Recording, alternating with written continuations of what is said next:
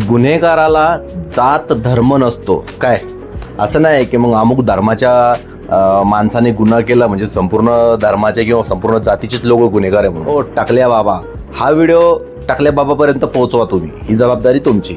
टाकल्याने आपल्या अमुक जातीचा आहे आणि त्यांनी म्हणून अमुक अमुक केलं तर भाऊ हा पाय आता हा तुपल्या जातीतला आहे काय, वैद्य तुपल्या जातीचा आहे.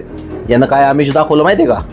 हा महादेवाचा अवतार आहे, फलान आहे, ढिमकन आहे, कांड करून घेतलं आणि आता पोबारा केला.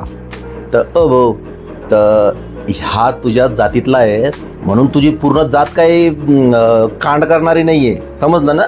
तर एका माणसानं कांड केलं म्हणून सगळ्या जातीला बोलण्याचा विजय सोड असतो. तो नालायक होता तर त्याच्याकडे जाणारे महानालायक होते काय. आणि यानंतर कोणत्याही जातीला धर्माला याचं काय करायचं आता तू सांग.